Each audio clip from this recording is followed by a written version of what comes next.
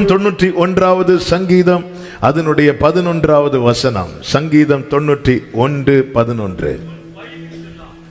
உன் வழிகளிலெல்லாம் உன்னை காக்கும்படிக்கு உனக்காக தம்முடைய தூதர்களுக்கு கட்டளையிடுவார். கரங்களை உயர்த்தி ஒரு விசை கூட ஹல்லேலூயா. இந்த மாதம் கர்த்தர் தந்த வார்த்தை இதுதான், உனக்கான கட்டளை, உனக்காக கட்டளையிடுவார். விசுவாசிக்கிறவங்க உங்க வலது கரத்தை உயர்த்தி சொல்லுங்க, எனக்காக கட்டளையிடுவார். ஆமென். ஒரு வார்த்தை கூட சேர்த்து சொல்லுங்க, எனக்கானதை எனக்காக என் தேவன் கட்டளையிடுவார். ஒரு விஷயம் கூட, எனக்கானதை எனக்காக என் தேவன் கட்டளையிடுவார். யாருக்கு கட்டளையிட முடியும் தெரியுமா? யாருக்கு அதிகாரம் இருக்கிறதோ அவருக்கு கட்டளையிட முடியும். வேதம் சொல்லுகிறது, எல்லா அதிகாரங்களும் அவருக்கு கீழ்ப்பட்டிருக்கிறதா. இயேசு கிறிஸ்து சொன்னார், எல்லா அதிகாரங்களும் எனக்கு கொடுக்கப்பட்டிருக்கிறது என்று. அப்படி என்றால் அந்த அதிகாரமுடைய தேவன் எனக்கென்று சொல்லுகிற ஒவ்வொரு வார்த்தையுமே எனக்காய் பிறப்பிக்கிற கட்டளை. யாருக்கு கட்டளையிட முடியும் தெரியுமா? யார் சிங்காசனத்தில் இருக்கிறாரோ அவருக்கு கட்டளையிட முடியும். ஆமென். இதுவரை தோற்றுவிக்கப்பட்டதிலே, உண்டாக்கப்பட்டதிலே மிகவும் உயரமான சிங்காசனத்தை ஏசாயா பார்த்து சொல்லுகிறார், நான் ஆராதிக்கிற தேவனை எங்கே கண்டேன் தெரியுமா? உயரமும் உன்னதமுமான சிங்காசனத்தில் வீற்றிருக்க கண்டேன். அந்த உயரமும் உன்னதமான சிங்காசனத்தில் வீற்றிருக்கிறவரும் எல்லா அதிகாரங்களை உடையவருமாகிய நம் ஆண்டவராகிய இயேசு கிறிஸ்து நமக்கானதை நமக்காக கட்டளையிடுவார்.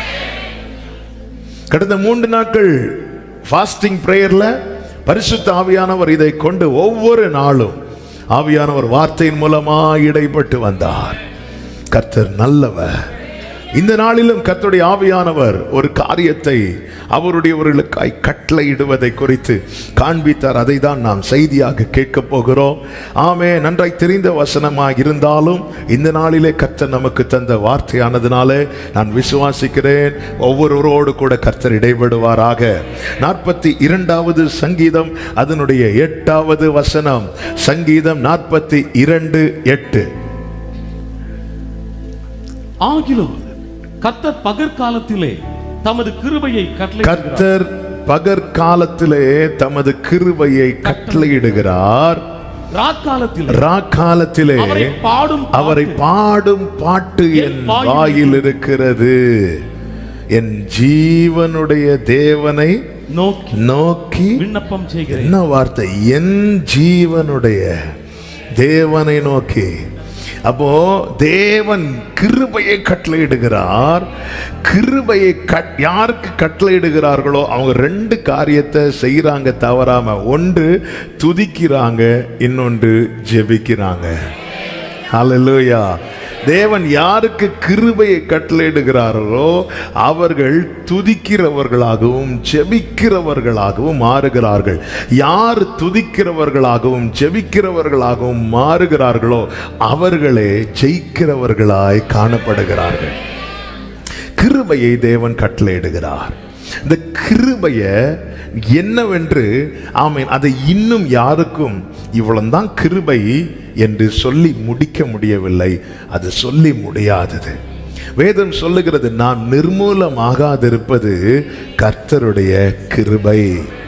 நாம் நிர்மூலமாகாதிருப்பது கிருபை. நம் கால் சறுக்குகிறது என்று சொல்லும் போது நம்மை தாங்கும்படி கர்த்தர் நமக்கு அனுப்புகிறது கிருபை. தாவீது சொல்லுகிறார், என் ஜெபத்தை தள்ளாமலும் தமது கிருபையை என்னை விட்டு விலக்காமலும். அப்படி என்றால் நம்முடைய ஜெபம் ஏற்றுக்கொள்ளப்பட்டு பதில் கிடைத்ததல்லவா? இதற்கு பின்னாக இருப்பது கர்த்தருடைய கிருபை. ஆமென். நாம் மன்னிப்பை பெற்றோமே, இதிலே இருப்பது கிருபை. நாம் ரட்சிக்கப்பட்டோமே, இதிலே இருப்பது கிருபை. ஆமென். உபத்திரவத்திலும் நம்மை கழிவுற பண்ணினாரே, இதிலே இருப்பது கிருபை. ஆமென். பவுல் சொல்லுகிறார், அந்த அப்போஸ்தலர் எல்லாரிலும் நான் மிகவும் சிறியவனாய் இருந்தாலும் அவர்கள் எல்லாரிலும் நான் அதிகம் பிரயாசப்பட்டேன். ஆகிலும் நான் அல்ல, எனக்குள் இருக்கிற தேவ கிருபையே அப்படி செய்தது. அப்படி என்றால் நம்மை செயல்பட வைக்கிறது கூட கிருபை, நம்மை நிற்க வைப்பது கிருபை, நம்மை வாழ வைப்பது கிருபை, நம்மை ஜெபிக்க வைப்பது கிருபை, நம்மை துதிக்க வைப்பது கிருபை, நம்மை செயல்பட வைப்பது கிருபை. ஆமென். அது மாத்திரமல்ல, எப்படி இஸ்ரவேலர்கள் கானான் எல்லையிலே கால் வைக்கும் மட்டும் மன்னா தவறாமல் கிடைத்ததோ, அப்படி அந்த மகிமையிலே எட்டும் வரைக்கும் கிருபை மேல கிருபை, கிருபை மேல கிருபை, கிருபை மேல கிருபை. ஹல்லேலூயா. அவர் பகற்காலத்திலே கிருபையை கட்டளையிடுகிறார். நாம கிருபை எல்லாருக்கும் கொடுக்கப்படுகிறது, ஆனால் சிலருக்கு அது கட்டளையிடப்படுகிறது. சவுலுக்கு கிருபை கொடுக்கப்பட்டது, ஆனால் கிருபை அவனுக்கு கட்டளையிடப்படவில்லை. கட்டளையிட்டால் என்ன விசேஷம் என்றால், அவர் கட்டளையிட நிற்குமா? அவர் சொல்ல ஆகும், அவர் கட்டளையிட நிற்கும். அப்படி என்றால் எனக்காய் கொடுக்கப்பட்ட கிருபை தேவன் அது கட்டளையா இடும்போது அந்த கிருபை என்னை விட்டு விலகாமலே இருக்கும். சவுலுக்கு கிருபை கொடுக்கப்பட்டது, ஆனால் கிருபை கட்டளையிடப்படவில்லை.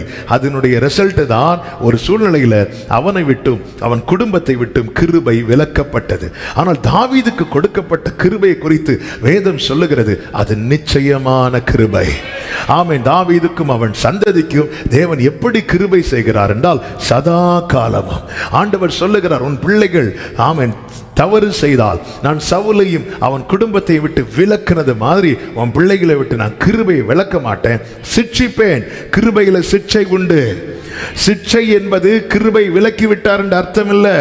கிருபைக்குள்ளிருந்து சிட்சிக்கப்படுகிறவர்களை அதிகம் பாக்கியவான்கள். கிருபையில சிட்சை உண்டு. சிட்சிப்பேன், லைட்டா அடிப்பேன், ஹல்லேலூயா, மட்டாய் தண்டிப்பேன் என்று வேதம் சொல்லுகிறார். ஆமென். ஆனாலும் என் கிருபையை நான் விலக்க மாட்டேன். கிருபையை ஆண்டவர் உறுதிப்படுத்துகிறார், கட்டளையிடுகிறார். இந்த நாளிலே என்னை கேட்டுக்கொண்டிருக்கிற அன்பு சகோதரா சகோதரி, நாம் பெற்றுக்கொண்ட கிருபை நமக்காய் கட்டளையிடப்படுமானால் நம்முடைய தலைமுறைக்கு நாம் சேர்த்து வைக்கிற மிகப்பெரிய சொத்து அதுவே. ஹல்லேலூயா.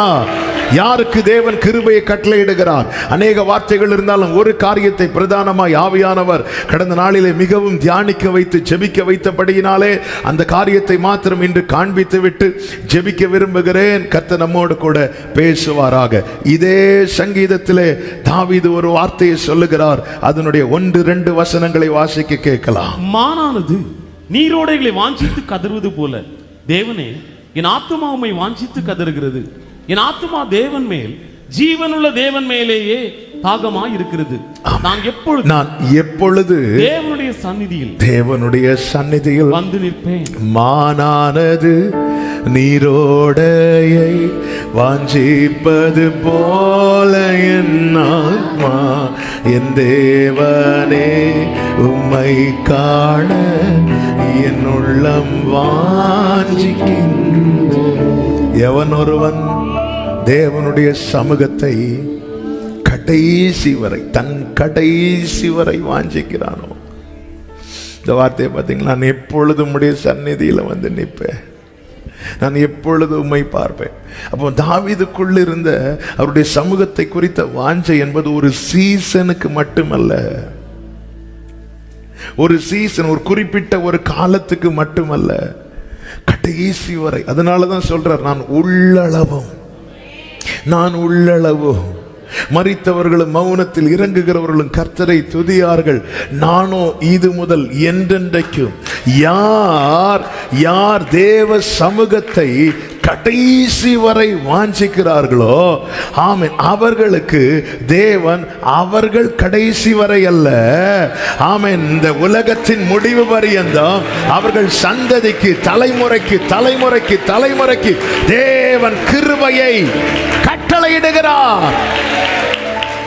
ஹல்லேலூயா. தேவ சமூகத்தை வாஞ்சிக்கிறவர்களை கை தூக்க சொன்னா எல்லாரும் கை தூக்குவோம். ஆனால் நம்முடைய வாஞ்சை என்பது சண்டையோட முடியக்கூடாது. சண்டையிலே நம்முடைய வாஞ்சை முடிஞ்சிட்டுன்னா சண்டை தான் அடுத்த நாள். இன்னைக்கு நிறைய பேர் பாருங்க, சண்டே தேடுறாங்க, மண்டே தேட வைக்கிறாங்க. ஆதாமே நீ எங்கே இருக்கிறாய். சண்டே தேடுறாங்க, மண்டே தேட வைக்கிறாங்க. அப்படி அல்ல, நான் எப்பொழுது உம்முடைய சந்நிதியில வந்து நிற்பேன். தாவீது ஒவ்வொரு முறை படுக்கும்போது, தூக்கத்துக்கு போகும்போது, ஒருவேளை நாளைக்கு நான் இல்லைன்னா, ஏன்னா அப்படி சத்ரு சுத்திட்டு இருக்கிறான்.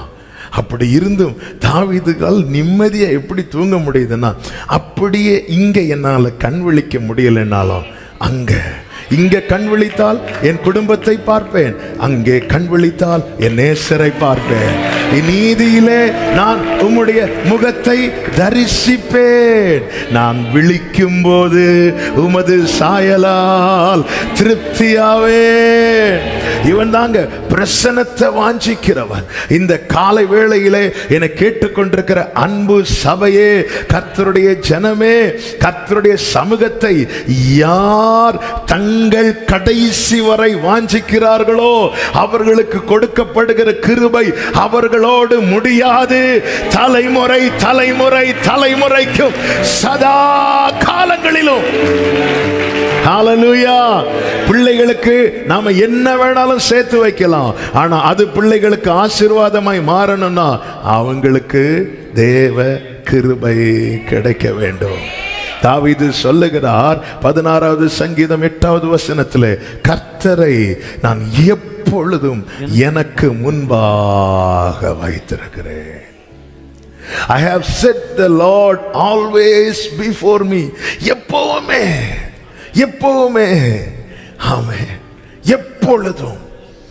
இந்த வார்த்தைகள் எல்லாம் தாவீது பயன்படுத்துவதை அதிகமாக பார்க்க முடியும். கர்த்தரை நான் எனக்கு முன்பாக வைத்திருக்கிறேன், எப்பொழுதுமே. நீங்க எப்ப வந்து என்ன பார்த்தாலும் எனக்கு ஃபர்ஸ்ட் அவர்தான்,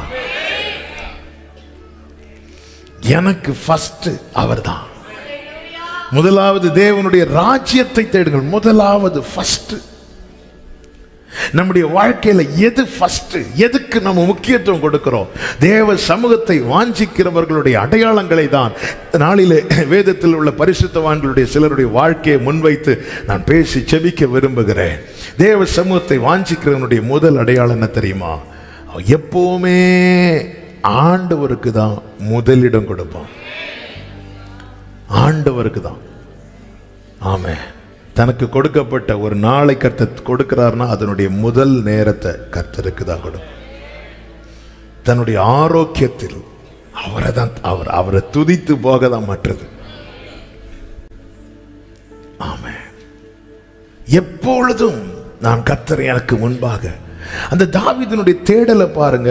சங்கீதம் 27:4, ஒன்றை நான் கேட்டேன், அதையே நாடுவேன், உங்க மகிமையை பார்க்கணும். சங்கீதம் 63:2, இப்படி உம்முடைய பரிசுத்த ஸ்தலத்திலே உம்மை பார்க்க ஆசையா இருந்து. ஹல்லேலூயா. ஆசையெல்லாம் நீர்தானையா, தேவையெல்லாம்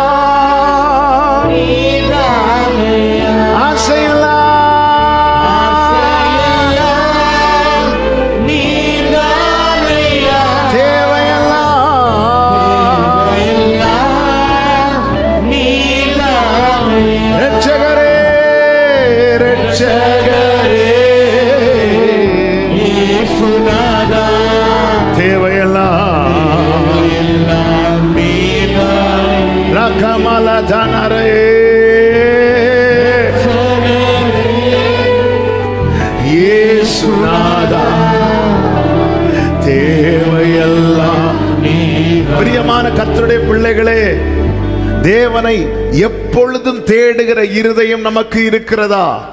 அல்லது ஒரு தேவை வரும்போது நெருக்கத்தில் தேடுகிறவர்கள் சமூகத்தை வாஞ்சிக்கிறவர்கள் கிடையாது, அவர்கள் தேவையுள்ளவர்கள். நெருக்கத்தில் தேடுகிறவர்கள், வியாதியில தேடுகிறவர்கள், கஷ்டத்தில் தேடுகிறவர்கள், அதாவது ஒரு பிரச்சனை வரும்போது மட்டும் தேவனை தேடுகிறவர்கள் சமூகத்தை வாஞ்சிக்கிறவர்கள் கிடையாது. ஆமென். இஸ்ரவேலர்கள் எகிப்திலிருந்து பெருமூச்சு விட்டு அழுதது அவருடைய சமூகத்துக்காக அல்ல, அவர்களுடைய விடுதலைக்காக. தாவீது கதறினது தன்னுடைய விடுதலைக்காக அல்ல, அவருடைய சமூகத்துக்காக. ஏன் தாவீதுக்கு ஒரு பிரச்சனை இல்லை? அதே சங்கீதத்தில் சொல்ற, ஏன் ஆத்துமாவை நீ ஏன் கலங்குற? 1000 பிரச்சனை இருக்கு, அவரால் அவனுக்கு ரட்சிப்பு வரும். உன் தேவன் எங்கே என்று கேட்கிறாங்க. பல பிரச்சனைகள் நடுவில் தான் தாவீது இருக்கிறார். அப்படி இருந்தும் தன்னுடைய முதல் தேவையாக இதே சங்கீதத்தில் எப்படி எதை முன்வைக்கிறார்னா, எப்படி ஒரு மான் அந்த நீரோடையை தேடி வாஞ்சித்து கதறுகிறதோ, அப்பா இத்தனை பிரச்சனைகள் இருந்தோம், இத்தனை தேவைகள் இருந்தோம், என்னுடைய ஆத்துமா உம்மேல் உம்மேல். ஹல்லேலூயா. நீங்க வேணும் ஆண்டவரே, நீங்க என் கூடவே இருக்கணும்பா. இதுதான் தாவீதுனுடைய அந்த ஏக்கம். ஏனென்றால் அவன் அதிகமாய் அப்பா என்று அழைத்தது அவரைதான், அதிகமாய் தங்கி இருந்தது அவர் சமூகத்துல தான், அதிகமாய் பழகினது அவரோடு தான். அதனால தனிமை அதிகம் யார் வாழ்க்கையில் இருந்தது என்றால் தாவீதின் வாழ்க்கையில். ஆனாலும் அந்த தனிமையை அவன் அந்த தனிமை அவனை வாட்டாதபடிக்கு அவருடைய பிரசன்னத்தை அவன் சுமந்தவனாய், பிரசன்னத்தை கேரி பண்றவனா மாறிட்டான். தாவீது போய் நிற்கிற இடம்லாம் சம்திங், ஏதோ ஒன்று நடக்கும். அதுதான் தேவ சமூகத்தை வாஞ்சிக்கிறவன் அடையாளம். அவன்கிட்ட பட்டயம் வேண்டாம், அவனிடத்துல கேடகம் வேண்டாம், அவன்கிட்ட ஈட்டி வேண்டாம். ஆனா அவன் போய் நிற்கிற இடத்துல something will happen, சில காரியங்கள் நடக்கும். அதான் பிரசன்னத்தை உடையவன். பவுல் போறாருங்க, போனதும் பேச ஆரம்பிச்சுட்டாங்க. இத உலகத்தை கலக்குகிறவர்கள் நம்ம கிட்ட வராங்க. தேவ சமூகத்திலிருந்து நீங்க உங்க ஜெப அறையிலிருந்து நித்தம் அவருடைய சமூகத்தை நாடுகிறவர்களா இருப்பீர்களே, ஆனால் நீங்க வேலை பார்க்கிற இடத்துல சம்திங் நடக்கும். நீங்க போய் ஒரு ஃபங்க்ஷன் அட்டெண்ட் பண்ண போனா சிலது நடக்கும். நம்ம கூட இருக்கும்போது, நம்ம கூட நடக்கிறவங்க சொல்லணும், அவங்க கூட நடக்கும்போது இந்த பிரசன்ஸை ஃபீல் பண்றேன். ஹல்லேலூயா, ஹல்லேலூயா, ஹல்லேலூயா. தேவ சமூகத்தை அந்த அளவுக்கு வாஞ்சிக்கிறவன். அதனாலதான் தனக்குன்னு வீடு கட்டல, ஆனாலும் கர்த்தருடைய வீட்டை குறித்து யோசிச்சுட்டு இருக்கிறான். ஆமே, நல்லா புரிஞ்சுக்கோங்க. ஆமே, நம்ம லவ் பண்ண ஆரம்பிச்சிட்டோம்னா அவர் லவ் பண்றதுல நம்ம கூட போட்டி போடுவார். ஆமே, பார்க்கலாமா நீயா நானு? கர்த்தருக்கு ஒரு வீட்டை கட்டணும்னு நினைக்கும் போது ஆண்டவர் பிளான் போட்டு அனுப்பிட்டார். கர்த்தர் உனக்கு ஒரு வீட்டை கட்டுவார். ஹல்லேலூயா, ஆமென். தேவன் கட்டளையிடுகிற கிருபை என்பது இதை யாருக்கு மாற்ற முடியாது. எத்தனை சூழ்நிலையில் அந்த கூடாரம் விழுந்தது, ஆனால் இது கர்த்தர் கட்டினபடினாலே இதை நான் திரும்ப எடுப்பித்து நிறுத்துவேன். தேவன் கட்டளையிட்ட கிருபையை பார்த்தீங்களா? கிருபை கட்டளையிட்டபடியினாலே விழுந்தாலும், சங்கீதத்திலே தாவீது சொல்கிற, நீதிமான் 1 2 3 அல்ல 7 முறை விழுந்தாலும் திரும்ப. அதான் கிருபையினுடைய விசேஷம். யாருக்கு இந்த கிருபை? சவுலுக்கு கட்டளையிடவில்லை. சவுலுக்கு எல்லாருக்கும் தான் கிருபை கிடைக்கிறது. அந்த கிருபை இல்லைன்னா யாருமே இந்த நாளை கண்டிருக்க மாட்டார்கள். ஆனால் அவருடைய சமூகத்தை வாஞ்சிக்கிறவர்களுக்கு அந்த கிருபை கட்டளையிடப்படுகிறது. அந்த அளவுக்கு சமூகத்தை வாஞ்சிக்கிறவன். ஹல்லேலூயா. அதிகாலமே தேடுகிறேன் ஆர்வமுடன். இன்னைக்கு உள்ள செர்மன்ல பாடிட்டே இருந்தா நல்லா இருக்கும்னு தோணுது. ஹல்லேலூயா. நான் ஒவ்வொருவருக்கும் அன்பா சொல்றேன், அந்த கிருபை இல்லைன்னா என்ன இருந்தாலும் நம்மளால அனுபவிக்க முடியாது. ஹல்லேலூயா. பிரச்சனை சூழ்ந்திருந்தாலும் நிம்மதியா தூங்கணும்னா கிருபை கட்டளையிடணும். ஹல்லேலூயா, ஹல்லேலூயா. கிருபை எனக்கான. தாவீது இந்த அளவுக்கு அவருடைய சமூகத்தை வாஞ்சித்ததுனால கர்த்தர் அவனுக்கு கட்டளையிட்ட கிருபை என்ன தெரியுமா? 1 ராஜாக்களின் புஸ்தகம் 11வது அதிகாரம் 36வது வசனத்தை வாசிக்க கேட்கலாம். என் நாமம் விளங்கும்படிக்கு நான் தெரிந்து கொண்ட நகரமாகிய எருசலேமிலே அவருடைய சமூகத்திலே என் தாசனாகிய தாவீது எருசலேமிலே என் சமூகத்தில் என் தாசனாகிய தாவீதுக்கு எந்நாளும் ஒரு விளக்கு இருக்கத்தக்கதாக அவன் குமாரனுக்கு கைகளை உயர்த்தி ஆமேன் சொல்லுங்க பார்க்கலாம். ஆமேன். நாளைக்கும் ஆமேன். நம்முடைய தலைமுறையினர் அவருடைய சமூகத்தில் ஆண்டவர் ப்ராமிஸ் பண்றார், எருசலேமில் என் சமூகத்தில் எந்நாளும் இருக்கத்தக்கதாய்.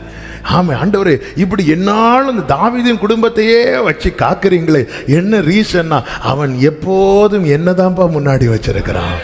அதனால நான் அவனை மட்டும் இல்ல, அவன் சந்ததி, அதனாலதான் அவனுக்கு ஒரு கோத்திரத்தை கொடுப்பேன். கோத்திரங்கள் பிரிக்கப்பட்டு சிதறப்பட்டது ரெகோபியாமுக்கு பிற்பாடு, ரெகோபியாம் நாட்களிலே. ஆனாலும் இப்போ சிங்கிள் ஆயிட்டான் யூதா. மீதி 10 பேர் சேர்ந்துட்டாங்க. பென்யமின் யூதா கூட ஒட்டி கொண்டாப்ல. பென்யமின் சின்ன கோத்திரம், அவன் 10 பேர். இந்த இஸ்ரவேலுக்கும் யூதாவுக்கும் நிறைய பிரச்சனை வந்துச்சு.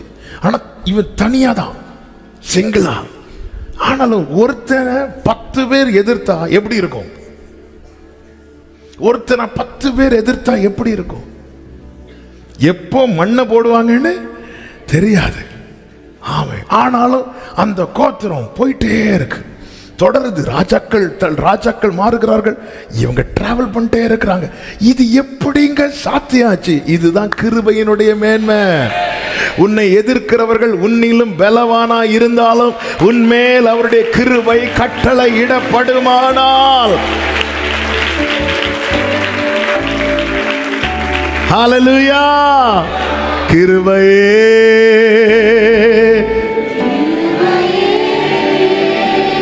மாறாத. நல்ல கவனமா கேளுங்க. கர்த்தருக்கு மாத்திரம் மகிமை உண்டாவதாக. தேவன் விரும்பி செய்யறது இது. அதுவும் யார்கிட்ட சொல்றாருன்னா எதிரான டீம்கிட்ட தான் சொல்றாரு. ஆமா, யெரொபெயாம்கிட்ட, இங்க பாரு, உனக்கு 10 கோத்திரம் கையில கொடுக்கப்படும், ஆனாலும் என் நாமம் விளங்கும்படி. என்ன வார்த்தை! 10-1 இல்ல? ஆமே. ஆண்டவருடைய நாமம் எங்க விளங்குதுன்னா இந்த ஒண்ணுல. நான் தெரிந்து கொண்ட நகரமாகிய எருசலேமில் என் சமூகத்தில் என் தாசனாகிய தாவீதுக்கு ஒரு விளக்கு, அவருடைய சமூகத்தில் அவனுக்கு ஒரு விளக்கு, அது எரிஞ்சிட்டு தான் இருக்கும். அதற்காக நான் ஒரு கோத்திரத்தை கொடுப்பேன். தேவ சமூகத்திலே நம் நிமித்தம் நம்முடைய தலைமுறையினர் நினைவு கூறப்பட வேண்டும். அதை செய்ய தவறிட்டோம்னா நம்ம பிள்ளைகளுக்கு நம்ம துரோகம் பண்ணுகிறோம், நம்ம பிள்ளைகளை நேசிக்கல. தேவ சமூகத்தில் நம் நிமித்தம் நம்முடைய தலைமுறையினர் நினைவு கூறப்படவில்லை என்றால் நாம காட்டுற அன்பு தெரியுமா? பிள்ளைங்க கிட்ட அன்பு காட்டுறோம்ல, அதெல்லாம் பொய், அதெல்லாம் பொய். அதே நேரத்தில் தாவீது தன் பிள்ளைங்க நல்லா இருக்கணும்னு தேவனை தேடல. தாவீது தேவனையே அதை தேடிக்கொண்டே இருந்தான் கடைசி வரைக்கும் அந்த அளவுக்கு. அதனாலதான் சங்கீதம் 119 தாவீது சொல்ற, ஆண்டவருடைய நாமத்தை நேசிக்கிறவர்களுக்கு நீங்க ஒண்ணு செய்வீங்கல்ல, எனக்கு அது செஞ்சா போதும் ஆண்டவரே. உங்களை நேசிக்கிறவங்களுக்கு நீங்க ஏதோ செய்வீங்கல்ல, அந்த நியாயத்தை எனக்கு தாங்க. அந்த அளவுக்கு ஆண்டவர் பேர்ல அன்பு. ஆமே. தேவன் கட்டளையிடுகிற கிருபை என்ன? தாவீதுக்கு ஒரு விளக்கு. ஹல்லேலூயா. எனது விளக்கு எரிய செய்வீர், எனது விளக்கு இரவை பகலாக்கினீர், இரவை பகலாக்கி. ஹல்லேலூயா. நோவாவுக்கு கிருபை கிடைத்தது. வேதம் சொல்லுகிறது, ஆதியாகமம் 6வது அதிகாரம் 8-9 வசனங்களிலே, நோவாவுக்கோ கர்த்தருடைய கண்களிலே கிருபை கிடைத்தது. நோவா தன் காலத்தில் இருந்தவர்களுக்குள்ளே நீதிமானும் உத்தமனுமாயிருந்தான். Noah தேவனோடே walked with God. தேவனோடு சஞ்சரித்துக் கொண்டிருந்தான். ஆமென். தேவனுடைய சமூகத்தை நாடுகிறவர்களுடைய அடுத்த அடையாளம் என்ன தெரியுமா?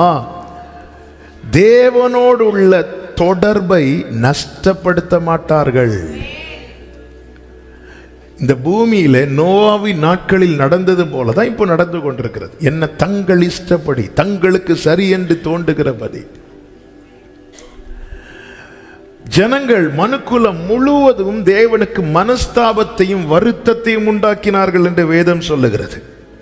5-6 வசனங்களிலே மனுஷனுடைய அக்கிரமம் பூமியிலே பெருகினது என்றும் அவன் இருதயத்தின் நினைவுகளின் தோற்றம் எல்லாம் நித்தமும் இருதயத்தின் நினைவுகள் இருக்கல்லவா, அது தேவனுக்கு முன்னாடி படமா ஓடுமா?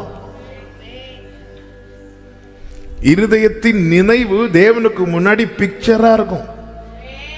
கொஞ்சம் யோசித்து பாருங்க. நாம நினைக்கிறதெல்லாம் இந்த ஸ்கிரீன்ல படம் போட்டு காட்டினா அடுத்த வாரத்திலிருந்து கண்டிப்பா ஒரு பெருங்கூட்டம் எடுத்துக்கொள்ளப்படுவதற்கு வாய்ப்பு இருக்கிறது. ஆமா, இந்த ஸ்கிரீன்ல நம்ம படத்தை காட்டினாலே, நம்ம நினைவெல்லாம் காட்டினால, அப்போ அவருடைய சமூகத்துல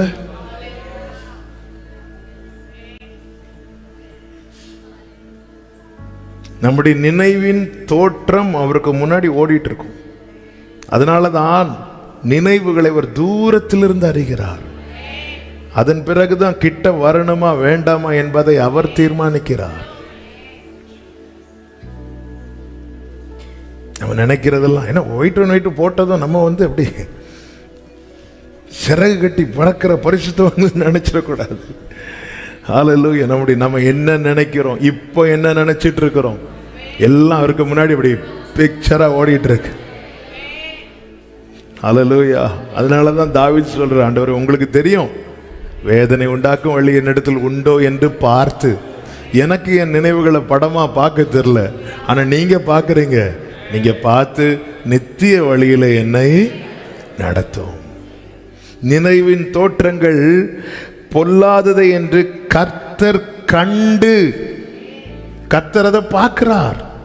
நம்ம நினைக்கிறதெல்லாம் கர்த்தர் பார்த்துட்டு இருக்கிறார். அதனாலதான் ஆமென், பைபிள் சொல்லுது, லேயாள் அற்பமா எண்ணப்பட்டதை கண்டு பார்க்கிறார். வெளியே பிரைஸ்லாம் சிரிச்சுட்டு, நீ எல்லாம் சர்ச்சுக்கு பிரைஸ்லாம் நல்லா இருக்கீங்களா, நீ வெள்ளை போட்டதை நம்பிட்டே நினைச்சியா, பிரைஸ்லாம் கர்த்தர் கண்டு. ஆமென், பிரைஸ்லாம் ஹல்லேலூயா. ஆண்டவருக்கு என்ன ஆச்சுன்னா இருதயத்துக்கு விசனம் ஆயிட்டு. அப்பொழுதுதான் ஒருவன்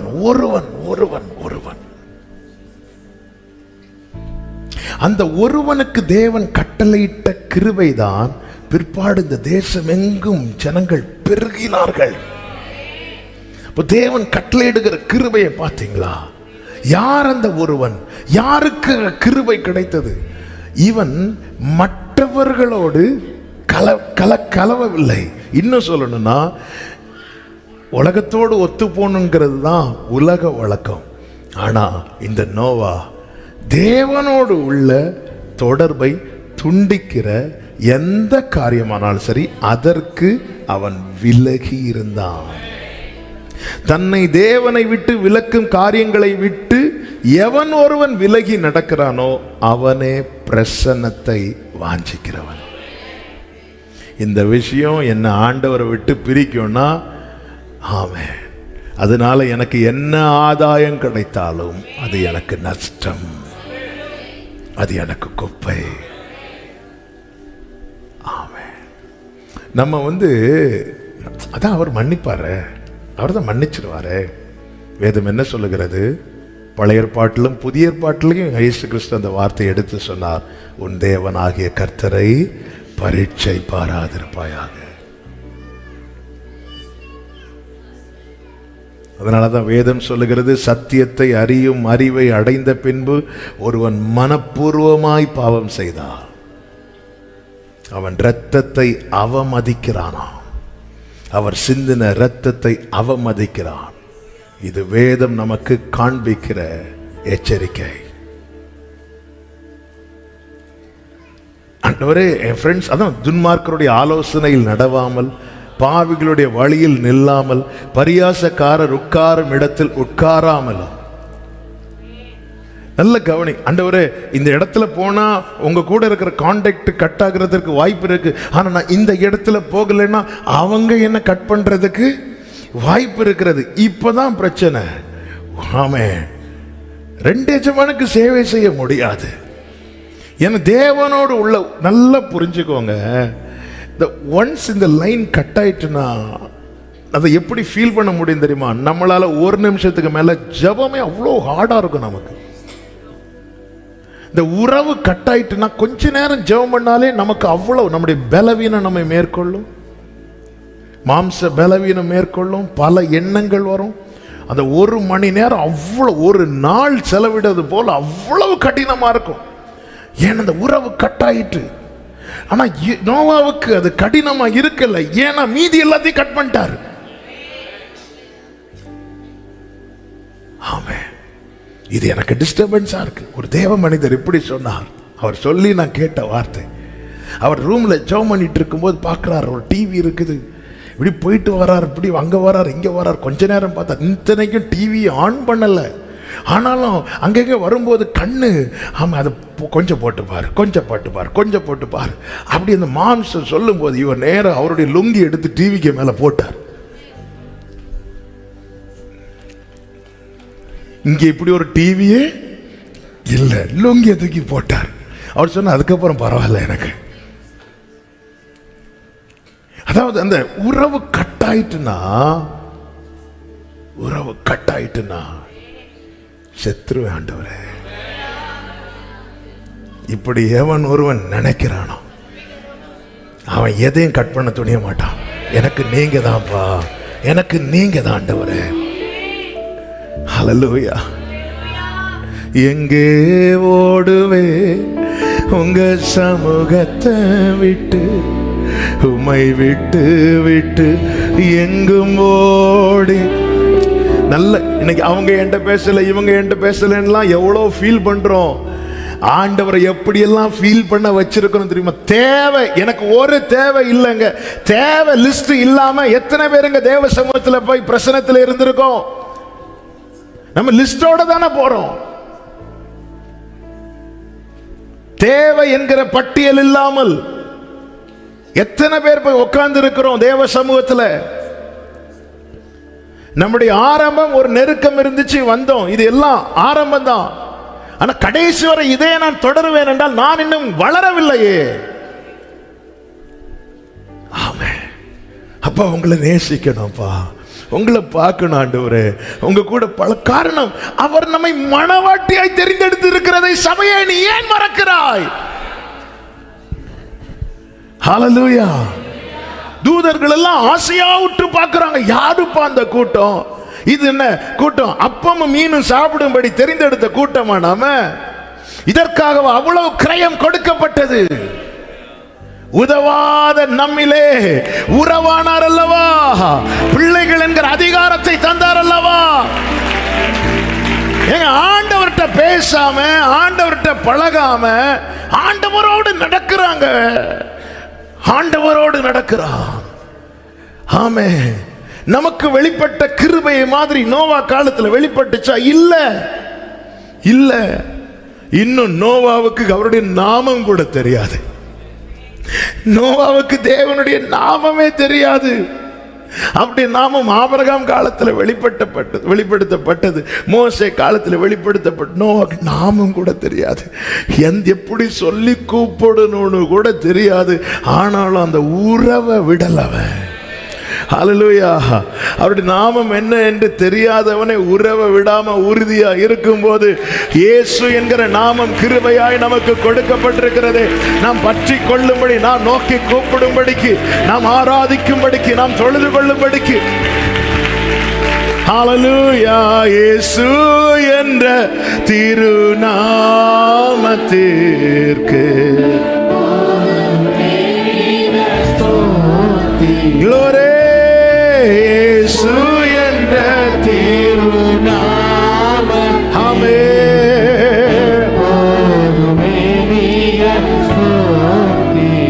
பிரியமானவர்களே, நமக்கும் ஆண்டவருக்கு இடையே இருக்கிற உறவு எப்படி இருக்கிறது?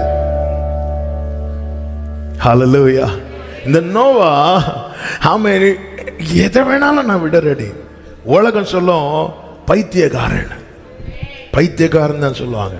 உண்மையாக தேவனோடு உள்ள உறவை விட மனம் இல்லாமல் அதற்காக எதை வேணாலும் நஷ்டம் என்றும் குப்பை என்றும் தள்ளுகிறவனை உலகம் பைத்தியக்காரன் என்று சொல்வார்கள்.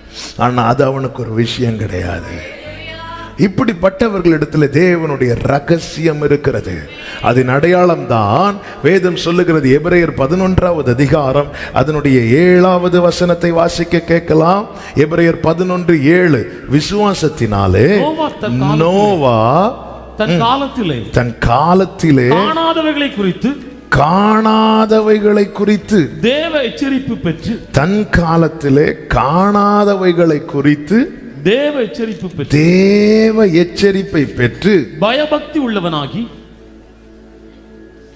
அவன் இருந்த காலத்திலே இதுவரை காணாதவைகளை குறித்து, அதாவது இனி வரப்போகிறது,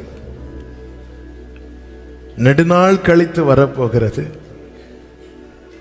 அதை குறித்து தேவ எச்சரிப்பு பெற்று பயபக்தி உள்ளவனாகி, அடுத்த வார்த்தை வாசிங்க, தன் குடும்பத்தை ரட்சிப்பதற்கு, தன் குடும்பத்தை ரட்சிப்பதற்கு பேயை உண்டு பண்ணினான். தேவனோடு சஞ்சரிக்கிறவன், தேவ சமூகத்தை வாஞ்சிக்கிறவனுக்கு தேவன் குடும்பத்தை பாதுகாக்கும்படியான காரியங்களை வெளிப்படுத்திட்டே இருப்பார். தாவீதுக்கு வெளிப்படுத்தினார்ல, வீட்டை கட்டுவேன், பிள்ளைகளை எப்படி நடத்துவேன், அப்படி செய்வேன். தேவ எச்சரிப்பை பெற்று காணாதவைகள், தேவ சமூகத்தை வாஞ்சிக்கிறவர்களுக்கு தூரத்து காரியங்கள் சொல்லப்படும், இனி வரும் காரியங்கள் சொல்லப்படும். எங்க நம்ம பிள்ளைகளை குறித்து இதுதான் தேவ சித்தம், கர்த்தர் இப்படிதான் நடத்துவார்னு தெரிஞ்சிட்டுனா நம்ம நிம்மதியை கண்ண மூடலாம். தெரியுமா? ஏன் தெரியல, ஏன் அறியவில்லை? எங்கேயோ லைன் கட்டாச்சுல்ல, இன்ஃபர்மேஷன் சரியா பாஸ் ஆகல. நம்முடைய ஜெபங்கள் பதிலாய் வந்த காலம் போய் ஜெபமே எனக்கு வருது திரும்ப. தாவீது சொல்லுகிறார், என் விண்ணப்பங்கள் என் மடியிலே திரும்ப வந்துச்சு. நான் சிலருக்காக ஜெபித்தேன். அதே தாவீது சொல்கிறேன், ஜெபத்தை தள்ளாமலும் கிருபை என்னை விட்டு விலக்காமலும் இருக்கிற தேவனுக்கு ஸ்தோத்திரம். ஆனா இந்த தாவீது சிலருக்காக ஜெபிக்கும் போது சொல்ற, என் விண்ணப்பங்கள் அப்படியே என் மடியில் திரும்ப வந்துச்சு. இதுவரை என் விண்ணப்பங்கள் பதிலாய் வந்துச்சு, ஆனா இப்போ என் விண்ணப்பமாவே என் மடியில திரும்பி வந்துச்சு. எனக்கு என்ன பண்ண முடியும்? காணாதவைகளை குறித்து தேவனுக்கு பயந்தவர்களிடத்தில் தேவனுடைய ரகசியம் இருக்கிறது. இந்த ரகசிய செயலை தான் யோபு ஃபீல் பண்றார். இது எனக்கு மிஸ் ஆயிட்டு. ஆமென். முந்தின சீர், எனக்கு முந்தின சீர்னா எதை ஃபீல் பண்றீங்க? யோபு வேணா என் கூடாரத்தில் அவருடைய அந்த ஃப்ரெண்ட்ஷிப் இருந்துச்சு. அவர் எல்லாமே என்கிட்ட சொல்லிட்டே இருப்பார். ஆபிரகாம்கிட்ட 400 வருஷம் இஸ்ரவேலர்கள் எகிப்தில் அடிமையா இருந்து அதன் பிறகு மீட்கப்படுகிற காரியத்தை ஆபிரகாமுக்கு ஈசாக்கு பிறக்கிறதுக்கு முன்னாடியே ரிவீல் பண்ணிட்டார் ஆண்டவர். ஏனென்றால் கர்த்தரோடு உள்ள தொடர்புக்கு அவன் முக்கியத்துவம் கொடுத்ததனால் அவன் விலகி வந்தவன். உலகத்துக்கு ஒத்து நடவாமல் எவன் ஒருவன் விலகி நிற்கிறானோ அவனுக்கு தேவ வெளிப்பாடு நிச்சயம் கிடைக்கும். தாவீது பாருங்கள், 2 சாமுவேலின் புஸ்தகம் 7வது அதிகாரம் 18வது வசனம் முதல் நீங்க படிச்சீங்கன்னா தெரியும். 2 சாமுவேல் 7:18. அப்பொழுது தாவீது ராஜா கர்த்தருடைய சமூகத்தில் இருந்து ஆண்டவரை இதுவரை நடத்தி கொண்டு வந்ததற்கு நான் எம்மாத்திரம், என் வீடு எம்மாத்திரம் என்று சொல்லிவிட்டு 19வது வசனத்துல, கர்த்தராகிய ஆண்டவரே இது இன்னும் உம்முடைய பார்வைக்கு கொஞ்ச காரியமா இருக்கிறது என்று கர்த்தராகிய ஆண்டவராய் இருக்கிற தேவரீர் உம்முடைய அடியானுடைய வீட்டை குறித்து வெகு தூரமாய் இருக்கும் காலத்து செய்தியை முறைமையாய் சொன்னீரே. எனக்கு எப்படி சொன்னா புரியுமோ, ஹல்லேலூயா ஹல்லேலூயா, அப்படி சொன்னேன். தானியேலுக்கு வெளிப்படுத்தின காரியம்லாம் நமக்கெல்லாம் புரியாது. ஆனா கிருபை பெற்ற தாவீதுக்கு தேவன் அப்படி பேசாம அவனுக்கு எப்படி சொன்னா புரியுமோ, அவன் தானியேல் மிருகங்களை கண்டேன், அதை கண்டேன், இத்தனை காலம் தானியேலுடைய நாட்கள் அந்த புத்தகத்தெல்லாம் படிச்சா தானியேலுக்கு நிறைய புரியல. உடனே ஆண்டவர்கிட்ட கேட்குற, ஆண்டவர் இது எப்படி? தானியேலே, அது அப்படியே இருக்கட்டும், ஜனங்கள் ஆராயட்டும், நீ போய் இளைப்பாறிக்கொள். ஆமென். தேவ ஞானத்தை பெற்ற தானியேலுக்கு வெளிப்படுத்தின விதம் அப்படி.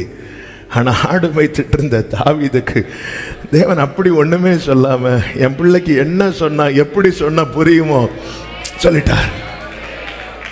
அப்படிதானங்க பேசிட்டு இருக்கிறாரு. ஹல்லேலூயா. எவரி ஃபர்ஸ்ட் சண்டே சர்வீஸ் ஹீப்ரூல மட்டும்தான் நடத்தப்படும் என்றால், முதல்ல நான் இந்த ஏரியாவில் இருக்க மாட்டேன், நமக்கு தமிழே ஒழுங்கா தெரியாது. மனுஷர் மரமையா, நீங்க சமூகத்தில் இருக்கிறவங்கன்னா நீங்க எதை குறித்து பயப்படுறீங்களோ அதை குறித்த வெளிப்பாடு உங்களுக்கு வந்துட்டே இருக்கும். அதனால தான் தாவீது அங்கே சொல்றார் பாருங்கள். ஆமென். அந்த 2 சாமுவேல் 7வது அதிகாரத்தில் கர்த்தருக்கு மகிமை உண்டாவதாக 27 உம்மை நோக்கி இந்த விண்ணப்பம் செய்ய உமது அடியானுக்கு மனதைரியம் கிடைத்தது. வீட்டை குறித்து ஒரு பயம் உள்ள இருக்கு, பிள்ளைகளை குறித்து எதிர்காலம் எப்படி இருக்குமோ ஒரு சின்ன பயம் இருக்கு. ஆனாலும் தாவீது எங்க இருக்கிறவன் என்றால் சமூகத்தில் இருக்கிறவன். கர்த்தர் வெளிப்படுத்தினார் பார்த்தீங்களா. இப்பொழுது ஆண்டவர் எனக்கு ஒரு நல்ல மனதைரியம் கிடைத்தது, மனதைரியம் கிடைத்தது. ஏனோக்கு பாருங்கள், தேவனோடு சஞ்சரிக்கிறவன், ஆதாமனுடைய 7ஆம் தலைமுறையில வந்தவன். இந்த ஏனோக்குக்கு தேவன் வெளிப்படுத்தின காரியத்தை யூதா நிருபம் 1வது அதிகாரம் அதனுடைய 14-15 வசனங்களை வாசித்தால் தெரியும். ஆமென். கொஞ்சம் வேகமா வாசிங்க. யூதா நிருபம் என்றால் ஆமென் வெளிப்படுத்தினது விசேஷத்துக்கு முந்தினது. பழைய ஏற்பாட்டில் நீங்க தலைகீழன்னு தேடினாலும் கிடைக்காது என்பதை சபைக்கு தெரிவித்துக் கொள்ளுகிறேன். இப்ப வாசிங்க 14-15. ஆதாமுக்கு 7ஆம் தலைமுறையான ஏனோக்கும் இவர்களை குறித்து இதோ எல்லாருக்கும் நியாய தீர்ப்பு கொடுக்கிறதற்கும் அவர்களில் அவபக்தி உள்ளவர்கள் யாவரும் அவபக்தியாய் செய்து வந்த சகல அவபக்தியான கிரியைகளின் நிமித்தமும் தமக்கு விரோதமாய் அவபக்தி உள்ள பாவிகள் பேசின கடின வார்த்தை எல்லாவற்றின் நிமித்தமும் அவர்களை கண்டிக்கிறதற்கும் ஆயிரமான தமது பரிசுத்த கூட கர்த்தர் வருகிறார். என்ன வெளிப்பாடுங்க இது! இந்த ஏனோக்கு ரத்தத்தை மீட்பை குறித்து தெரியுமா? உடன்படிக்கை குறித்து தெரியுமா? ஹோலி ஸ்பிரிட்டை குறித்து தெரியுமா? அதாவது ஏனோக்கு வெளிப்படுத்துறது இயேசுவின் முதலாம் வருகை அல்ல, இயேசுவின் 2ஆம் வருகை குறித்து பேசிட்டு இருக்கிறார். இன்னும் நியாயப்பிரமாண காலம் வரவில்லை, அதன் பிறகு கிருபையின் காலம். ஆமென். ஏனோக்குக்கு அப்புறம் தான் ஆபிரகாம் வந்ததுக்கு அப்புறம் தான் வாக்குத்தத்தம். எல்லாமே வெளிப்படுவதற்கு முன்னமே தேவனோடு ஒருவன் தேவ சமூகத்தில் தேவனோடு சஞ்சரிக்கிறவனுக்கு தேவன் வெளிப்படுத்துகிற காரியங்களை பார்த்தீர்களா? நமக்கு அடுத்த செகண்ட குறித்து பயந்துட்டு இருக்கோம், நாளைய குறித்து கவலைப்பட்டு கொண்டிருக்கிறோம். ஆமென். இப்படி சத்தியத்தை எல்லாவற்றையும் நமக்கு தெரிவிக்கிற ஆமென் கர்த்தருடைய ஆவியானவர் ஆமென் நமக்குள் இருந்தும் ஏன் இன்னும் ஒண்ணுமே அறியாம இருக்கிறோம் தெரியுமா? உறவுல இல்ல, சண்டே சமூகத்துல, மண்டே மார்க்கெட்ல இல்ல. ஆமென். ஞாயிற்றுக்கிழமை கர்த்தரோடு, திங்கட்கிழமை உலகத்தோடு. நோவா அப்படி கிடையாது. அவன் தேவனோடு சஞ்சரித்தான் என்றல்ல, சஞ்சரித்து கொண்டிருந்தான். இந்த உறவை துண்டிக்கும்படியான எந்த சந்தோஷமும் எனக்கு வேண்டாம். உறவை சில இடத்துல போனா ஆமென் போகலன்னு அவங்க என்கிட்ட பேசாம போயிடுவாங்க. தேவனோடு உள்ள உறவை துண்டிக்க இந்த இடத்துல போய் இந்த காரியத்தில் நான் இன்வால்வ் ஆனா, இந்த விஷயத்தில் நான் கலந்து கொண்டா எனக்கும் ஆண்டவருக்கு இடையே இருக்கிற உறவு துண்டிக்கப்படுமானால் ஆமென் நான் அது செய்யக்கூடாது, செய்ய மாட்டேன். அதனால 4 பேர் என்ன பகைச்சாலும் ஐ டோன்ட் கேர். எனக்கு ஜீவனை தந்த அவர்தான் முக்கியம். இது மற்றவர்களுக்கு தெரியாது, ஆனா நமக்கு தெரியணும். நாம வெறும் கொடிதான். தேவனோடுள்ள உறவு இல்லைன்னா இந்த கொடி ஒண்ணுமே கிடையாது. ஆமென். ஆண்டவர் பார்த்தீங்களா, நோவாவே இப்படி பேழையை கட்டிரு, இந்த அகலம் இந்த நீள இந்த வீதியில நீ கட்டிரு, பெரிய பிரச்சனை வரப்போகுது. தேவ எச்சரிப்பை பெற்று ஆமென் கர்த்தர் பேழை கட்டி முடிச்சதும் ஹல்லேலூயா, நோவாவின் முழு குடும்பம் அந்த பேழைக்குள்ள சஞ்சரிக்கிறவனை ஆண்டவர் சமாதானத்தோட, ஒரு பிள்ளை அந்த பேழைக்கு வெளியே அல்லது பிள்ளைங்க வெளியே, நோவா மனைவி மட்டும் உள்ள இருந்தா சந்தோஷமா இருப்பாங்கன்னு நினைக்கிறீங்களா? இல்லை. தேவனோடு சஞ்சரிக்கிறவனுக்கு மனசு எதை விரும்புது, எதுக்கு ஏங்குதுன்னு அவருக்கு தெரியும்.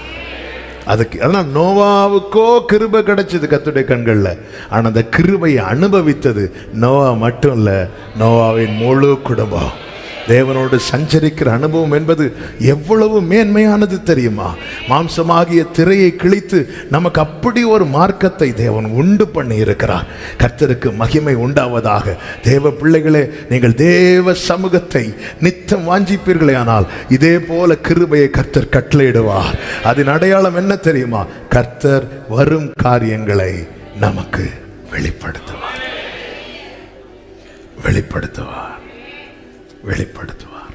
அழகா வெளிப்படுத்துவாருங்க. மனுஷர் முறைமையால் சொல்லுவாருங்க. அவன் பிள்ளைக்கு சொல்லி கொடுக்கறது மாதிரி கூட இருந்து சொல்லி தருவாருங்க. எவ்வளவு நல்ல தேவன் தெரியுமா? அவர் அவர் அவர் ரெடியா இருக்கிறாருங்க. அவர் வெயிட் பண்ணிட்டே இருக்கிறார். ஆமென். நீ எப்பப்பா என்கிட்ட வருவ? எப்படி அந்த இளையகுமாரன் திரும்பி வரும்போது தூரத்திலே கண்டு ஓடி போய் அணைத்து கொண்ட தகப்பனை போல அவர் வெயிட் பண்ணிட்டே இருக்கிறார். நீ ஜஸ்ட் திரும்பினாலே போதும், மீதி நான் பார்த்துக்கிறேன். அந்த பிரச்சனத்துக்குள்ள உன்னை நான் இழுத்துட்டு போயிடுவேன். ஆமே. இந்த நாளில நமக்கு இன்னைக்கு பாயிண்ட்ஸ் எல்லாம் சொல்லல உங்களுக்கு. ஆமே. கர்த்தர் தந்த ரேமா, கர்த்தர் எதிர்பார்க்கிறது. வாலிபர்களுக்கு சொல்லுகிறேன், ஆமே, எதன் மேல உங்க இருதயம் பற்றுதலா இருக்கிறது? உங்க வாழ்க்கை பிரகாசமா இருக்கணுமா? இதுதான் உங்க ஃபியூச்சர்ங்கிற நிச்சயத்தோட முன் செல்லணுமா? நீங்க சமூகத்தை நாடுங்க, சமூகத்தை வாஞ்சிங்க. பாருங்க, யோசுவா கர்த்தருடைய ஆசரிப்பு கூடாரத்தை விட்டு பிரியாதிருந்தான் என்று வேதம் சொல்லுகிறது. அதனுடைய ரிசல்ட் என்ன தெரியுமா? அத்தனை கண்கள் காண அத்தனை பேருக்கு முன்னாடி கர்த்தர் மோசையை கொண்டு யோசுவாவை பார்த்து பேசுறார். யோசுவாவே, உன் ஃபியூச்சர் இதுதான். நீ இந்த ஜனங்களை நடத்தி கொண்டு போவ, நீ இந்த ஜனங்களை நடத்தி கொண்டு போவ. கர்த்தர் மோசையோடு இருந்தது போல உன்னோடும் இருப்பார். இந்த நிச்சயத்தை பெற்றுக்கொள்ள காரணம் என்ன தெரியுமா? இப்படி ஒரு உறுதியை பெற்றுக்கொள்ள காரணம் என்ன தெரியுமா? அவன் தேவ சமூகத்தை விட்டு பிரியாதிருந்தான். ஆமாம். இதற்காக எதை விட்டு விலகணுமோ அதை விட்டு விலகணும். ஆமாம். தேவனோடு உள்ள உறவை துண்டிக்கிற காரியத்தை விட்டு எவன் ஒருவன் விலகி நிற்கிறானோ அவனுக்கு பரலோக வெளிப்பாடு நிச்சயம் உண்டு. அந்த வெளிப்பாடுங்கிறது சாதாரண வெளிப்பாடு கிடையாது. அதனாலதான் ஏனோக்கை எடுத்து வைத்து பேசினது. ஏனோக்குக்கு வெளிப்படுத்தப்பட்ட காரியத்தை பார்த்தீர்களா? ஆமா. இன்னைக்கு அநேகர் என்னன்னா, ஒரு காரியம் நடக்கிறது வர விழுந்து கடந்துருவாங்க சர்ச்சில். அந்த காரியம் சக்சஸ் ஆனதுக்கு அப்புறம் ஃபார்மாலிட்டிக்கு வந்துட்டு போன, அவ்வளவுதான். அது வரைக்கும் இரவு பகல் கிடையாது. ஆமென். நான் மீண்டும் சொல்லுகிறேன், ஒரு காரியம் வாய்க்கப்படுவதற்காக தேவ சமூகத்தில் வருகிறோம் இல்ல, இது வாஞ்சையில் வர்றது கிடையாது. இது தேவையினால வருகிறது, வாஞ்சையினால வருகிறது என்பது. ஆமாம். அந்த காரியம் நடந்தாலும், அந்த காரியம் வாய்க்கப்பட்டாலும், ஆண்டவரே எனக்கு இன்னும் தாகம் தீரல, ஆண்டவரே எனக்கு. அதான் நோவா தேவனோடு சஞ்சரித்து கொண்டிருந்தான். ஏனோக்கு தேவனோடு சஞ்சரித்து கொண்டே இருந்தான். ஆமா. இன்னும் 2 பேரும் வேகமா சொல்லி செபிக்கிறேன். ஆபிரகாமை பாருங்கள். ஆதியாகமம் 18வது அதிகாரம் அதனுடைய 1, 2, 3 வசனங்களிலே, ஆமென், பகலில், ஆமென், கர்த்தர் மம்ரேயின் சமபூமியில் அவனுக்கு தரிசனமானார். உஷ்ண வேளையில் கூடார வாசலிலே உட்கார்ந்து தன் கண்களை ஏறெடுத்து பார்க்கிறான். ஆமாம். பிரசன்னத்தை வாஞ்சிக்கிறவனுடைய அடையாளத்தை பார்த்தீர்களா? அவன் எப்பவுமே அந்த ஏக்கத்தோட பார்த்துட்டு இருப்பான். ஆமாம். வேலைக்கு போயிட்டு, பிள்ளைங்க ஸ்கூலுக்கு போயிட்டு வீட்டுக்கு வரும்போது, புருஷன் வேலைக்கு போயிட்டு வரும்போது ஏக்கத்தோடு வீட்டில் இருக்கிறவங்க பார்த்துட்டு இருக்கிறது மாதிரி அவன் கூடார வாசலுடைய உட்காந்து பகலின் உஷ்ண வேளையிலே நல்லா தூங்குற வேலை சாப்பிட்டுட்டு அப்படி ஏக்கத்தோடு. ஆமாம். அதனால தான் பவுல் சொல்லுகிறார், நாங்கள் காணாதவைகளை நோக்கி இருக்கிறோம். காணாதவைகளை நோக்கி இருக்கிற நமக்கு அதி சீக்கிரத்தில் நீங்கும் இந்த நாங்க ஏக்கத்தோடு. அப்படி ஆபிரகாம் அப்படி உட்கார்ந்துட்டார், இப்படி ஏக்கத்தோடு. ஹல்லேலூயா. ஆமென். ஜீசஸ். எப்போ வருவீர் என் இயேசுவே, ஏங்கி உள்ளம் உம்மை. பிரியமானவர்களே, இந்த ஏக்கம் கை தூக்க வேண்டாம். உண்மையில இருக்குதா? நமக்குள்ள ஏக்கம் இருக்கும். என்ன ஏக்கம்னா, இன்னும் நடக்கலையே, இன்னும் கிடைக்கலையே, இந்த வருஷம் இப்படிதானா, இந்த ஏக்கம் தானே இருக்கு. ஆபிரகாமின் ஏக்கம் பார்த்தீங்களா? அதனாலதான் பைபிள் சொல்லு, தூரத்திலே அவைகளை கண்டு, அடுத்த வார்த்தை நம்பி, அடுத்த வார்த்தை அணைத்து கொண்டு. ஆண்டவர் சாட்சி கொடுக்கிறார். ஆபிரகாம் என்னுடைய நாளை காண ஆசையா இருந்தவனுக்கு தம்மை வெளிப்படுத்தாம நம்ம மேல ஆசை வச்சு நமக்கு வெளிப்படுத்தினார். பார்த்தீங்களா? ஆமென். அந்த ஏக்கம், பிரசனத்தை வாஞ்சிக்கிறவன் ஏக்கத்தோட தான் எழும்புவான். ஆமென். அந்த ஏக்கம் கர்த்தர் அங்கே அவனுக்கு தரிசனமாகும் போது 2வது வசனத்தில் சொல்லப்பட்டிருக்கிறது. வாசிகள். எடுத்து பார்க்கும்போது இதோ 3 புருஷர் அவனுக்கு அவர் எதிர்கொண்டு அவர்களை கண்டவுடனே அவன் கூடார வாசலில் அவர்களுக்கு எதிர்கொண்டு ஓடி. பிரசன்னத்தை வாஞ்சிக்கிறவன் தாமதிக்க மாட்டான். ஒரு 3 பாட்டு முடியட்டும், தாமதிக்க மாட்டான். வர்ஷிப்லாம் முடியட்டும், தாமதிக்க மாட்டான். பிரசன்னத்தை வாஞ்சிக்கிறவன் தாமதிக்க மாட்டான். ஆபிரகாமுக்கு வயசு என்ன? 99. அவன் தாமதிக்க மாட்டான். அவன் கண்ட உடனே ஓடி வருவான், வேகமா. 3வது அவனுடைய வார்த்தையை பாருங்கள். 3வது வசனம், உம்முடைய கண்களில் எனக்கு கிருபை கிடைத்ததானால் நீர் உமது அடியேனை விட்டு கடந்து போக வேண்டாம். என்னை விட்டு போயிராதீங்க. ஆமென். ஹல்லேலூயா. நம்ம எல்லாம் யாக்கோபா தான் இருக்கிறோம். என்ன யாக்கோபு? ஆண்டவரே என்னை ஆசீர்வதிக்காம போயிடாதீங்க. ஹல்லேலூயா. ஆமாம். அதனால தான் ஆண்டவர் யாக்கோவின் சந்ததி என்று வைக்காமல் ஆபிரகாமின் சந்ததின்னு வச்சுட்டார். பிள்ளைங்க அப்படி இப்படி இருப்பாங்க. ஹல்லேலூயா.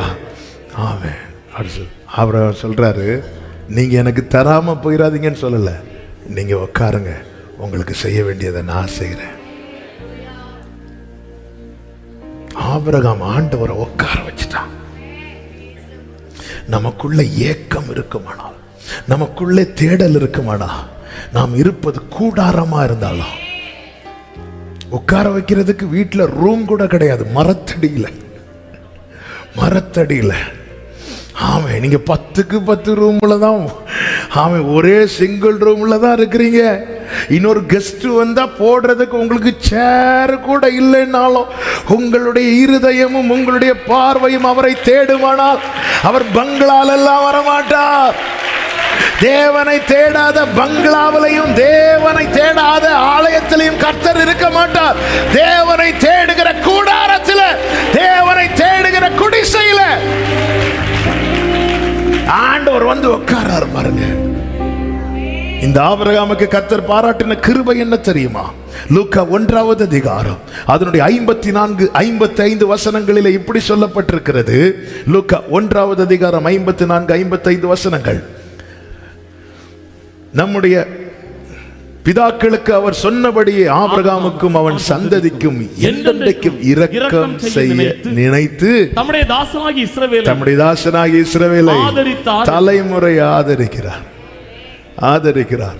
ஈசா கிட்ட, யாக்கோபு கிட்ட எல்லாம் சொல்லும்போது அவரை நினைச்சு, ஆபிரகாமை நினைச்சு, ஆபிரகாமோடு பண்ண உடன்படிக்கை நினைத்து, எவ்வளவு பாக்கியம், எவ்வளவு மேன்மை. பிரியமானவர்களே, இந்த ஏக்கம் மட்டும் வற்றவே கூடாது.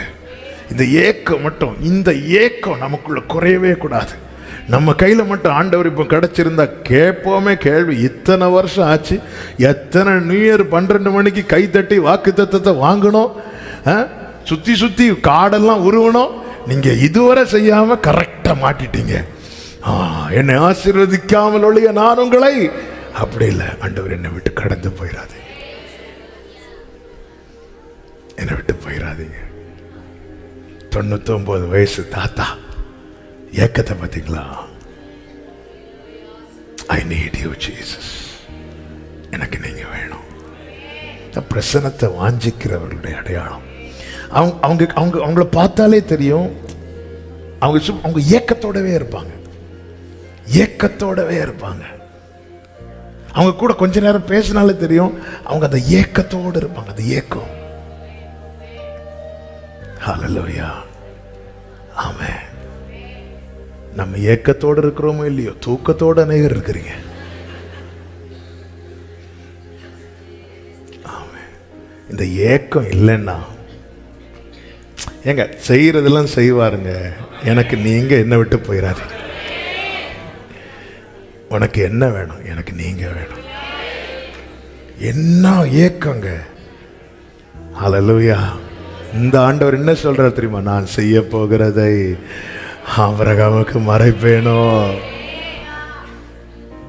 ஹல்லேலூயா.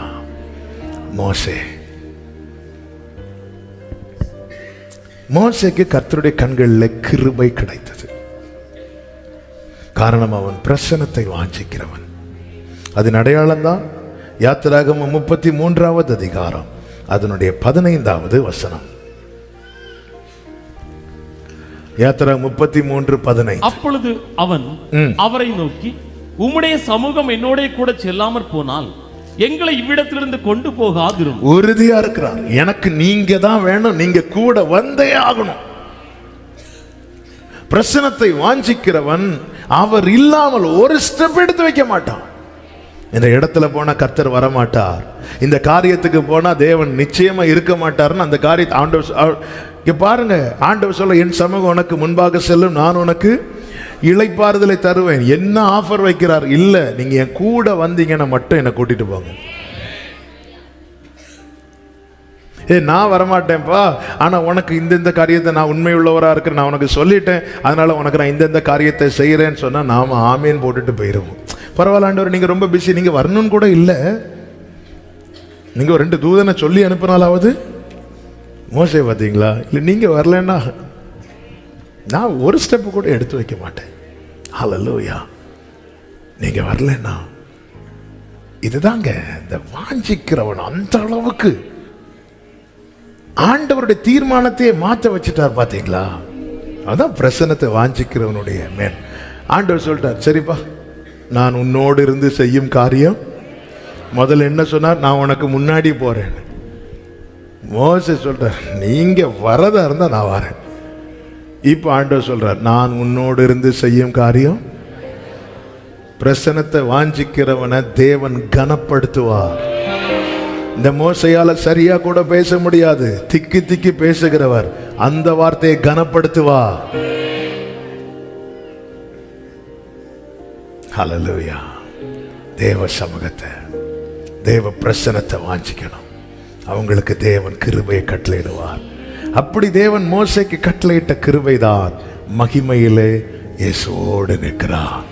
லூக்கா 9வது அதிகாரம், மத்தேயு 17வது அதிகாரங்களில் எல்லாம் சொல்லப்பட்டிருக்கிறது. அவர் ஜெபம் பண்ணும்படி ஒரு மலையின் மேலே ஏறுகிறார். அங்கே மகிமை, அந்த மகிமையிலே பேதுரு, யோவான், யாக்கோபு கண்ட காட்சி என்ன தெரியுமா? மோசே நிற்கிறார். இங்கே அவரை யார் வாஞ்சிக்கிறார்களோ அங்கே அவரும் அவரோடு இருக்க வாஞ்சிக்கிறார். இங்கே இருந்து காணாமல் அவரோடு யார் பேசிக் கொண்டிருக்கிறார்களோ அங்கே அவரோடு முகமுகமாய் பேசும்படிக்கு கர்த்தர் அவர்களுக்கு அனுக்கிரகம் செய்கிறார். இவ்விதமான சீரை பெற்ற ஜனம் பாக்கியம் உள்ளது. வேகமான நாட்கள் ஓடிட்டு இருக்கு. ஒரு தேவைக்காக, ஒரு காரியத்துக்காக மட்டும் தேவனை தேடுவதற்கு ஆண்டவர் ரத்தம் சிந்தி மீட்டிருக்க வேண்டிய அவசியம் இல்லையே. அவர் சொல்ல ஆகும் என்றல்லவா சொல்லப்பட்டிருக்கிறது. கானானிய ஸ்திரீ ரட்சிக்கப்பட்ட பிறகு ஆண்டவர் சுகத்தை கொடுத்தார் அல்லவே. நாயினூர் விதவை அந்த பையனை உயிரோடு எழுப்பும் போது, நீ ரட்சிக்கப்பட்டிருக்கியா, நீ ஞானஸ்நானம் எடுத்தியா, நீ எந்த சர்ச்சை விசுவாசி, இதெல்லாம் கேட்டா செய்தார். அழுகையை பார்த்து செய்தார். அழுத ஆகாருக்கும் செய்வார். அவர் ஆபிரகாமின் தேவனானாலும் ஆகார் அழுத அவளுக்கும் செய்வார். அல்லேலூயா. இன்னும் ஏங்க, காலத்துக்கு முன்னே எங்களையும் அழிக்க வேண்டும், எங்களை இந்த பண்டிகளுக்குள்ளே போக விடுங்கள் என்று ஒரு 6000 பிசாசுகள் ஜெபம் பண்ணுச்சே, சரி போன்னார். அவருடைய இரக்கத்தை பார்த்தீங்களா? நம்ம ஏதோ நம்முடைய ஜெபத்துக்கு பதில் வந்தது, நான் பெரிய பரிசுத்தவானா. கிருபை கிருபை.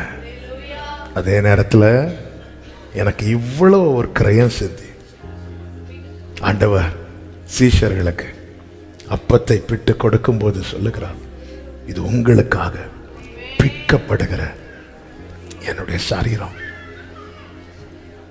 எதுக்கு இந்த ஃபெலோஷிப்பை ஏற்படுத்துகிறார்? இதை நீ புசி. அதாவது உன்னோடும் உனக்குள்ளும் நான் இருக்க விரும்புகிறேன் தானே. ரசத்தை எடுத்து கொடுக்கும் போது, இது உங்களுக்காக சிந்தப்படுகிற என்னுடைய ரத்தம். உனக்குள்ள என் ரத்தம் ஓடட்டும் வா. எவ்வளவு நல்ல தேவன்! அவர் அந்த ஐக்கியத்தை விரும்புகிறாருங்க. அதன் அடையாளமாக தான் ஆண்டவர் சொன்னார், நான் வரது வரைக்கும் என்னை நினைவு கூறும்படிக்கு இதை செய்யுங்கள். பிரியமான கர்த்தருடைய பிள்ளைகளே, தேவ சமூகத்தை வாஞ்சிக்கிறவர்களை காணப்படுவோம். நிச்சயமாக கர்த்தர் பகற்காலத்தில், பகற்காலம் என்பது என்ன? நாம் கிரியை செய்யும் காலம். நாம் கிரியை செய்யக்கூடாத காலம் வருகிறது. ஆமென். நம்முடைய ஓட்டம் அன்னைக்கு முடியும். அது வரைக்கும் நாம் கிரியை செய்கிற காலம், நாம் ஓடுகிற காலம். இந்த பகற்காலத்திலே எனக்கு கிருபையை தருவார் என்று வாக்கு கொடுக்கவில்லை, எனக்கு கிருபையை கட்டளையிடுவார். அவன் செய்ய வேண்டியது ஒன்னே ஒண்ணுதான், நீங்க போதும் ஏசப்பா, உங்க சமூகம் எனக்கப்பா. அப்படி ஒரு சில நிமிடங்கள் இருக்கிற இடத்துல கண்களை மூடி தேவ சமூகத்தில் தாழ்த்தி ஒரு வார்த்தை செபித்து விட்டு நாம் அடுத்த பகுதிக்கு செல்லலாம். ஆமென். ஆண்டவரே, உங்க சமூகத்தை நித்தம் நாடுகிறவனாய். ஆமென். எல்லாரும் இப்போ உட்காந்துக்கோங்க. ஜெபம் முடிஞ்சதுக்கு அப்புறம் சண்டே ஸ்கூல் பிள்ளைங்க எழும்பி போகலாம். இப்போ யாரும் எழும்பி போகக்கூடாது. ஒரு 2 minutes ப்ரேயர் பண்ணிட்டு, ஆமென், அப்படியே கண்களை மூடி உங்க வலது கரத்தை வானத்துக்கு நேராக உயர்த்தி உங்க இடது கரத்தை இருதயத்தில் வச்சு, இன்னைக்கு உண்மையிலே கர்த்தர் என் கூட தான் பேசினார் என்று நிச்சயம் எத்தனை பேருக்கு இருக்கிறது. ஆண்டவரே, எதுக்கோ உங்களை தேடி வரக்கூடாதுப்பா, எனக்கு நீங்க தான், உங்க சமூகம் தான், உங்க பிரசனம் தான். இந்த நல்ல அனுபவத்துல ஆண்டவர் எப்பொழுதும் தாவீது ஆண்டவரே உம்மை முன்பாக வைத்திருந்தானே. ஆண்டவர் நோவா சஞ்சரித்து கொண்டே இருந்தானே. ஆபிரகாம் ஏக்கத்தோடு பார்த்துட்டு இருந்தானே. மோசே உறுதியா இருந்தானே. அப்பா, இந்த நல்ல அனுபவத்துல எங்களுக்கு நீங்க வேணும். அடியனை விட்டு கடந்து போகாதிருப்பீரா, என்னை தனியா விட்டுட்டு போயிடாதீங்க. எனக்கு உங்க பிரச்சனை வேணாம் ஆண்டவரே. நீங்க போதும் ஏசப்பா, உங்க சமூகம் எனக்கப்பா. நீங்க போதும் ஏசப்பா, உங்க சமூகம் எனக்கப்பா. ஆமென். எத்தனை இன்பமே, எத்தனை இன்பமே உந்தன் சமூகமே, எத்தனை இன்பமே உந்தன் சமூகமே, சமூகமே. விரும்புறவங்க 2 கைகளை உயர்த்தி, உள்ளமும் உடலுமே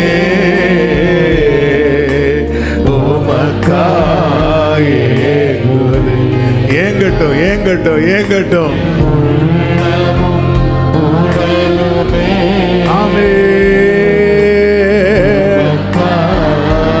ஒரு வார்த்தை கூட சொல்லுவோமா? அப்பாவும் சந்நிதியில், அப்பாவும் சந்நிதியில், அப்பா எப்போனா.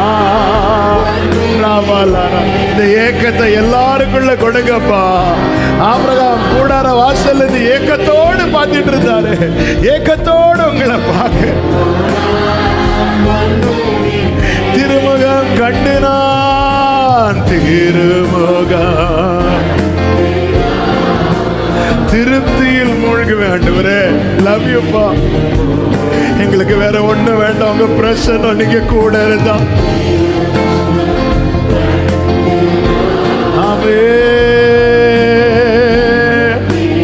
எத்தனை பேருக்கு இந்த வார்த்தையை சொல்ல முடியும்? தேனிலும் இனிமையே, தேனிலும் தேவிட்டாத அமுதமே.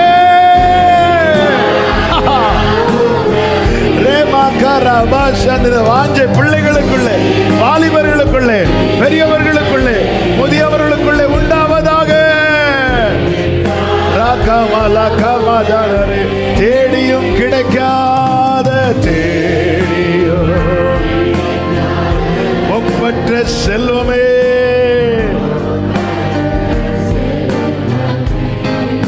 ஆமென். தேடியும் ஒப்பற்ற செல்வமே. சொல்லுங்க, நீங்க போதும் ஏசப்பா, நீங்க உங்க சமூகம் எனக்கப்பா. நீங்க போதும் ஏசப்பா, உங்க சமூகம் எனக்கப்பா. நல்ல தகப்பனை இரக்கமுள்ள